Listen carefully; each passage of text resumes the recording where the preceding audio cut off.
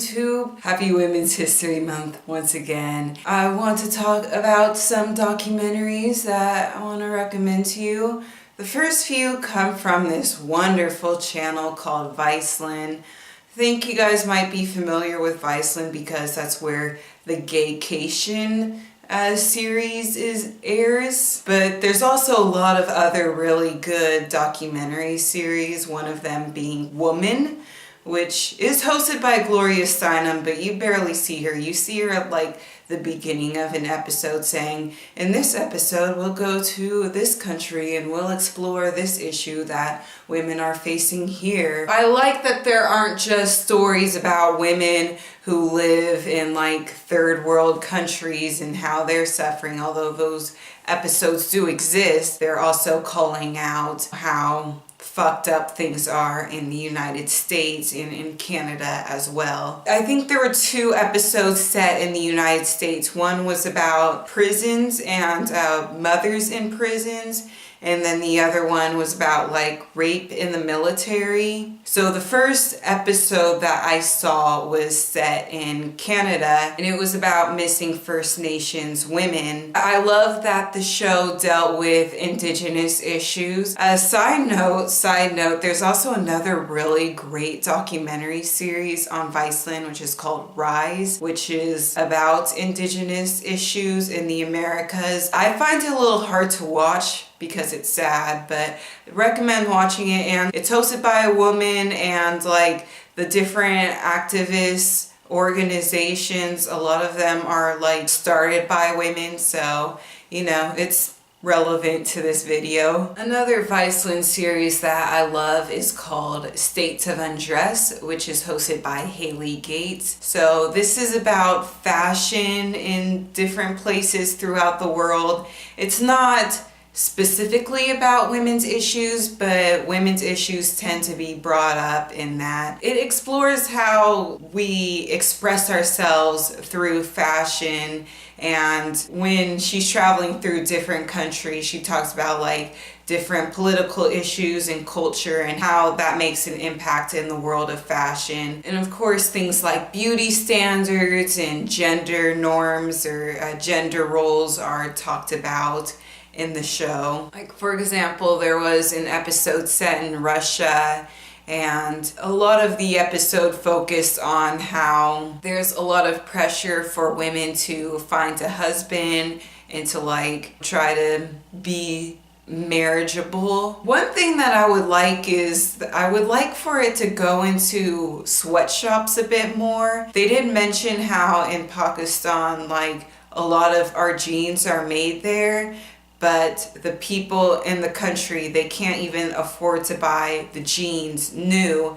They have to wait until like people in America have worn the jeans and have like donated it to Goodwill and Salvation Army, and a lot of charity shops, they don't sell everything, so then they end up shipping all of their stuff overseas. So then that's when the people of Pakistan end up wearing jeans that were made in their own country. So that was pretty interesting, but I feel like I would like it if the show dealt more with how the clothes are made. I think that would be a good addition to the show, but I really enjoy it. The next documentary I want to talk to you about is called Pink Ribbon Inc. I guess you can say that Pink Ribbon Inc. is about how capitalism affects charity and philanthropy. A company will make themselves look good by putting a pink ribbon on their products, but really it's more of a marketing tool than it is charity. The money that they make by having a pink ribbon on their product, it like by far outnumbers the money that they actually spend in donating. So the next few documentaries that I want to talk to you about are about abortion rights. I'm very worried with this presidency and with what the Supreme Court is gonna look like. Jeez. Oh, I guess I should start with this one. When abortion was illegal. It's a 30-minute documentary and it is so informative. It really shows why I hate when people who are against abortion call themselves pro-life, because overturning Roe versus Wade is not pro-life, and this documentary really shows that. It really shows the hell that women had to go through in order to be provided with medical care in the years before Roe versus Wade. For me, it's a very personal issue in that my great-grandmother actually died in the 1920s because she fell pregnant again. She didn't want to be pregnant. She got an abortion without telling anybody, and then she got very sick. She got gangrene, and she ended up dying. So it's like, this was so unsafe, and now with abortion being legal, it is a lot more safe than giving birth. So the next documentary that I want to talk to you about is called 12th in Delaware. I mentioned this in my favorite documentaries video that I made, like, I don't know, 2 years ago or something. So 12th in Delaware is an intersection in Florida. On one side of the street there is an abortion clinic. On the other side of the street there is a crisis pregnancy center, which is anti-abortion. A lot of people wander into this crisis pregnancy center thinking that they're going to the abortion clinic, but what they get at the crisis pregnancy center is a lot of misinformation. They're told lies about how if you have an abortion, you're gonna regret it, you're gonna have all of these medical complications that are just not backed up by actual science. It's just bullshit propaganda in order to try to manipulate these people into carrying their pregnancies to term. It's pretty sad because at the end of the documentary, they have this statistic. I don't remember the numbers, but the crisis pregnancy centers by far outnumber abortion clinics in the United States. And unfortunately, there are fewer and fewer abortion clinics in the United States because I'm going to talk about my next documentary that I want to recommend,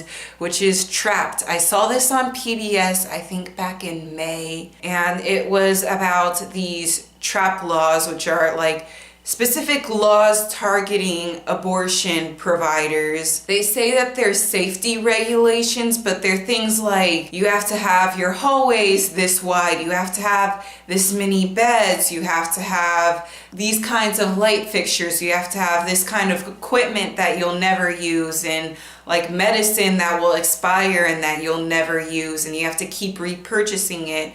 So the goal is to run these abortion clinics out of business because they have to keep making all these renovations to comply with these laws that have nothing to do with health. They have nothing to do with actual safety. Now, the good news is that after I watched this documentary, I was so angry, but then I think it was a few weeks later I heard about the Supreme Court ruling against these laws. So I was like, okay, that's great that now abortion clinics, they don't have to jump through all of these hoops of fire in order to provide very necessary service.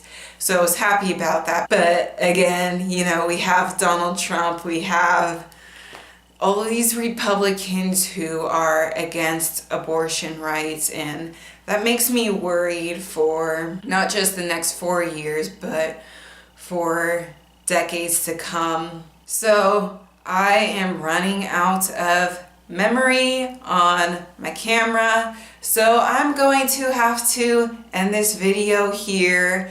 Let me know if you have watched any of these, if you have any recommendations, or if you have any thoughts about what I recommended.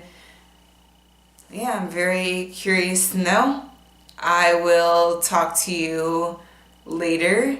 And yeah, have a nice day, have a nice month, and a nice year, and